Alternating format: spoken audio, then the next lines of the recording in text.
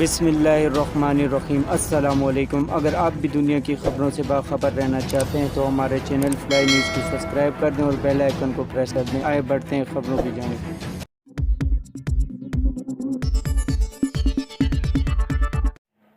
وزیراعظم شہباز شریف نے ایک بار پھر chairman P T I Imran Khan کو تنقید کا نشانہ بنایا ہے۔ اسلام آباد میں 12 منصوبے کے سنگ میل کی بنیاد رکھنے کی تقریب سے خطاب کے دوران شہباز شریف کا کہنا تھا کہ منصوبے تب مکمل ہوتے ہیں جب دل میں درد اور عوام کے لیے تڑپ ہو۔ 40 سال کے سیاسی کیریئر کے دوران بہت اونچ نیچ دیکھی اور حالات بدلتے دیکھے۔ وزیراعظم شہباز شریف نے عمران خان پر تنقید کرتے ہوئے کہا کہ عمران خان کی پرسوں کی آڈیو لیک پوری دنیا نے سنی۔ پرسوں جو آڈیو لیک ہوئی اس نے میری اس بات پر مہر لگا دی کہ وہ دنیا کا جھوٹا ترین شخص ہے۔ کسی کو اب یہ کہنے کی ضرورت نہیں کہ یہ پاکستان کے خلاف بدترین سازش تھی۔ عمران خان کا بیانیہ کل چور چور ہو گیا۔ ان کا کہنا تھا کہ عمران نیازی دنیا کا جھوٹا ترین شخص نکلا۔ عمران نیازی نے لوگوں کو ورگلانے کا مشغلہ ڈھونڈا، دن رات جھوٹ بولتے رہے۔ میں نے اپنی زندگی میں اتنا غیر ذمہ دار اور جھوٹا شخص نہیں دیکھا۔ عمران خان کی حرکت پر پوری قوم کے سر شرم سے جھک گئے ہیں۔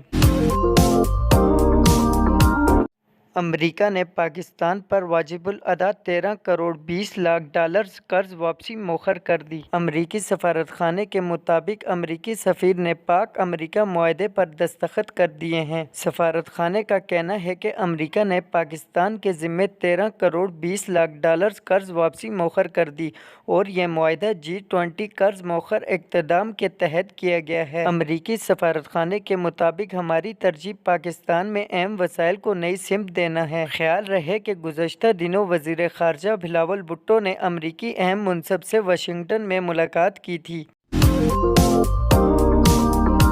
خیبر پختونخوا کے ضلع کرم میں افغان سرحد سے دہشت گردوں کی فائرنگ کے نتیجے میں پاک فوج کے سپاہی نے جام شہادت نوش کر لیا۔ پاک فوج کے شعبہ تعلقات عامہ ISPR کے مطابق ضلع کرم کے علاقے خرلاچی میں افغان سرحد پار سے دہشت گردوں کی پاکستانی فوجیوں پر فائرنگ کی گئی، جس کے نتیجے میں چونیٹ کا رہائشی 27 سالہ سپاہی جمشید اقبال شہید ہو گیا۔ ISPR کے مطابق پاک فوج کی مؤثر جوابی کارروائی میں دہشت گردوں کو بھاری جانی نقصان اٹھانا پڑا۔ ترجمان پاک فوج نے کہا کہ پاکستان دہشت گردوں کی جانب سے پاکستان کے خلاف افغان سرزمین کے استعمال کی شدید مذمت کرتا ہے۔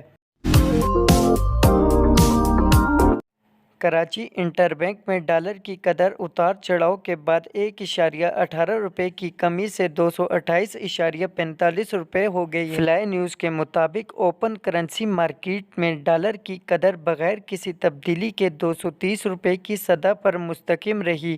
روپیے کی قدر میں غیر ضروری کمی اور سٹے بازی کی صورت میں وزیر خزانہ کی مداخلت کرنے کے بیان اور آئندہ 1 سے 1.5 ماہ میں ڈالر کی قدر 210 سے 215 روپے کی سطح پر آنے کی پیشگوئیوں کے باعث جمعے کو بھی ڈالر تنزلی سے دوچار رہا۔ ماہرین کا کہنا ہے کہ دنیا بھر میں ڈالر مضبوط ہو رہا ہے لیکن پاکستان روپیے ڈالر کو آنکھیں دکھا رہا ہے۔ وزیر خزانہ اسحاق ڈار کی چارج سنبھالتے ہی پاکستانی روپیے کو مضبوط کرنے کے عزم نے مارکیٹ اسٹیٹمنٹ کو مزید مضبوط کر دیا ہے۔ ملک میں سونے کی فی تولہ قیمت میں کمی ہو گئی۔